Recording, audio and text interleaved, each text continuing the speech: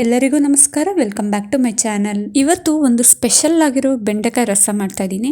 ಇದು ಆ್ಯಕ್ಚುಲಿ ನಮ್ಮಮ್ಮ ಹೇಳ್ಕೊಟ್ಟಿದ್ದು, ಬಟ್ ನಮ್ಮ ಅಮ್ಮನಷ್ಟು ಕೈ ರುಚಿ ಇಲ್ಲ ಅಂದರೂ ತಕ್ಕ ಮಟ್ಟಿಗಾದರೂ ಚೆನ್ನಾಗಿ ಮಾಡಿದ್ದೀನಿ. ಇದನ್ನು ಹೇಗೆ ಮಾಡೋದು ಅಂತ ನಿಮಗೂ ತೋರಿಸ್ತೀನಿ. ನಿಮಗೂ ಇಷ್ಟ ಆಗುತ್ತೆ. ಇಷ್ಟ ಆಗಿದ್ರೆ ಒಂದು ಲೈಕ್ ಮಾಡಿ, ಶೇರ್ ಮಾಡಿ. ಫಸ್ಟ್ ಇಲ್ಲಿ ರುಬ್ಬೋದಕ್ಕೆ ಹುರ್ಕೊಬೇಕಾಗುತ್ತೆ. ಹುರಿಯೋದಕ್ಕೆ ನಾನಿಲ್ಲಿ 3/4 ಚಮಚ ಉದ್ದಿನಕಾಳು, 1/4 ಚಮಚ ಮೆಂತ್ಯ, 4 ಬ್ಯಾಡಗಿ ಮೆಣಸಿನ್ಕಾಯಿ ತೊಗೊಂಡಿದ್ದೀನಿ.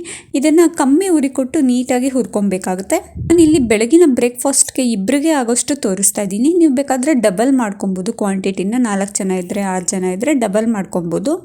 ಈ ರಸ ಮಾಡೋದು ತುಂಬಾ ಸುಲಭ, ಬೇಗ ಮಾಡ್ಕೊಂಬಿಡ್ಬೋದು. ಸುಮಾರು ಒಂದು 5 ನಿಮಿಷದಲ್ಲೇ ಮುಗ್ದೋಗ್ಬಿಡುತ್ತೆ. ಇವಾಗ ಹುರಿದಿದ್ದೆಲ್ಲ ಆದಮೇಲೆ ಅದು ತಣ್ಣ ಆದಮೇಲೆ ಕಂಪ್ಲೀಟಾಗಿ ಮಿಕ್ಸಿ ಜಾರ್ಗೆ ಹಾಕ್ಕೊಳ್ತಾ ಇದ್ದೀನಿ. ಇದನ್ನು ರುಬ್ಬೋದಕ್ಕೆ ಇದ್ರ ಜೊತೆ ಒಂದು ಅರ್ಧ ನಿಂಬೆಹಣ್ಣಿನ ಗಾತ್ರದಷ್ಟು ಬೆಲ್ಲ ಮತ್ತು 1 ಹಿಡಿ ಆಗೋಷ್ಟು ತೆಂಗಿನಕಾಯಿನ ತೊಗೊಳ್ತಾ ಇದ್ದೀನಿ. ಅಂದರೆ ಕೊಬ್ಬರಿ ಇದ್ದರೂ ಕೊಬ್ಬರಿನೂ ಕೂಡ ಬಳಸ್ಕೊಬೋದು. ನಾನಿಲ್ಲಿ ಸಣ್ಣದಾಗಿ ಕಟ್ ಮಾಡಿಟ್ಕೊಂಡು ಅದನ್ನು ಸೇರಿಸ್ತಾ ಇದ್ದೀನಿ. ಅರ್ಧ ನಿಂಬೆಹಣ್ಣಿನ ಗಾತ್ರದಷ್ಟು ಬೆಲ್ಲ. ಇದನ್ನು ಹಾಕಿ ನೀಟಾಗಿ ನೈಸಾಗಿ ಪೇಸ್ಟ್ ಮಾಡ್ಕೊಬೇಕು. ಮೊದಲೇ ನಾವು ರುಬ್ಬಿಟ್ಕೊಂಡ್ಬಿಟ್ರೆ ಮಾಡೋದಕ್ಕೆ ಸುಲಭ ಆಗುತ್ತೆ ಅಂತ ಅಷ್ಟೇ ನಾನು ಮೊದಲೇ ರುಬ್ಬಿಟ್ಕೊಂಡ್ಬಿಡ್ತೀನಿ. ಇವಾಗ ನೋಡಿ ಇದನ್ನೆಲ್ಲ ನೈಸಾಗಿ ಪೇಸ್ಟ್ ಮಾಡಿ ಇಟ್ಕೊಂಡಿದ್ದಾಯಿತು. ಇದನ್ನು ಪಕ್ಕಕ್ಕೆ ಎತ್ತಿಟ್ಕೊಳ್ತೀನಿ. ನಾನಿಲ್ಲಿ ಹುರಿಯೋದಕ್ಕೆ ಬಳಸಿದ್ನಲ್ಲ ಪ್ಯಾನ್, ಅದರಲ್ಲೇ ಬೆಂಡೆಕಾಯಿನ ಹುರ್ಕೊಳ್ತೀನಿ. ಬೆಂಡೆಕಾಯಿ ನಾನಿಲ್ಲಿ 100 ಗ್ರಾಮ್ ಆಗೋಷ್ಟು ತೊಗೊಂಡಿದ್ದೀನಿ. ನೀವು ಬೇಕಂದರೆ ಡಬಲ್ ತೊಗೊಬೋದು. ನಾನು ಮೊದಲೇ ಹೇಳ್ದಂಗೆ 200 ಗ್ರಾಮ್ ಬೇಕಾದರೂ ತೊಗೊಬೋದು, 1/4 kg, ಅಥವಾ ನೀವು ಯಾವ ರೀತಿ ತೊಗೊಳ್ತೀರಿ ಆ ರೀತಿಯಾಗಿ ಡಬಲ್ ಮಾಡ್ಕೊಳ್ಬೋದು. ಮಸಾಲೆ ಅಷ್ಟು ಕೂಡ, ಹಾಗೆ ಈ ಬೆಂಡೆಕಾಯಿನೂ ಕೂಡ ಕಮ್ಮಿ ಉರಿ ಕೊಟ್ಟು ನೀಟಾಗಿ ಅದರದ್ದು ನೋಳಿ ಅಂಶ ಬರುತ್ತಲ್ಲ ಅದೆಲ್ಲ ಹೋಗೋ ತನಕನೂ ಹುರ್ಕೊಳ್ಬೇಕಾಗುತ್ತೆ. ಕೆಲವರು ಇದಕ್ಕೆ ಸ್ವಲ್ಪ ಅರಿಶಿನದ ಪುಡಿ ಮತ್ತು ಎಣ್ಣೆ ಹಾಕಿ ಹುರ್ಕೊಳ್ತಾರೆ. ನಾನು ಹಾಗೆ ಹುರ್ಕೊಳ್ತಾ ಇದ್ದೀನಿ. ಸುಮಾರು ಒಂದು 10 ನಿಮಿಷನಾದರೂ ಹುರ್ಕೊಬೇಕಾಗುತ್ತೆ. ಇವಾಗ ನೋಡಿ ಚೆನ್ನಾಗಿ ನೋಳಿ ಅಂಶ ಹೋಗೋ ತನಕ ಹುರಿದಿದ್ದೆಲ್ಲ ಆದಮೇಲೆ ನಾನಿಲ್ಲಿ ಅರ್ಧ ನಿಂಬೆಹಣ್ಣಿನ ಗಾತ್ರದಷ್ಟು ಹುಣಸೆಹಣ್ಣಿನ ರಸನ ಸೇರಿಸ್ತಾ ಇದ್ದೀನಿ. ಈ ಥರ ರಸಕ್ಕೆ ಹುಣಸೆಹಣ್ಣಿನ ರಸ ಬೇಕಾಗುತ್ತೆ.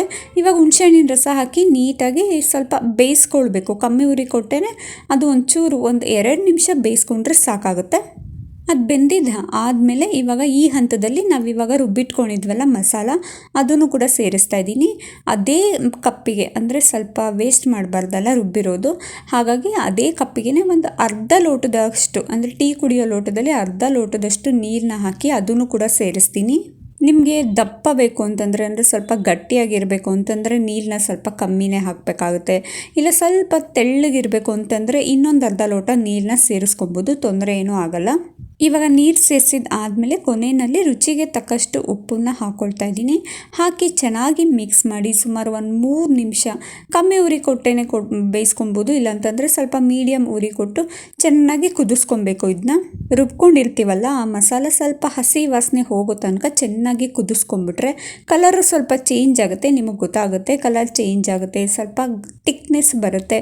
ಅದಾಗಿದ್ದಾದಮೇಲೆ ಸ್ಟವ್ನ ಆಫ್ ಮಾಡ್ಕೊಂಡ್ಬಿಟ್ರೆ ಆಯಿತು. ತುಂಬ ಸುಲಭವಾಗಿ ಬೆಂಡೆಕಾಯಿ ರಸ ರೆಡಿ ಆಗಿರುತ್ತೆ. ಇದನ್ನು ರೊಟ್ಟಿಗೆ, ಅನ್ನಕ್ಕೆ, ದೋಸೆಗೆ, ಚಪಾತಿಗೂ ಕೂಡ ತಿನ್ಬೋದು. ಈ ವಿಡಿಯೋ ಇಷ್ಟ ಆಗಿದ್ರೆ ಪ್ಲೀಸ್ ಒಂದು ಲೈಕ್ ಮಾಡಿ, ಶೇರ್ ಮಾಡಿ, ಹಾಗೆ ನನ್ನ ಚಾನಲ್ನ ಪ್ಲೀಸ್ ಸಬ್ಸ್ಕ್ರೈಬ್ ಮಾಡ್ಕೊಂಡು ನೋಡಿ. Thank you for watching.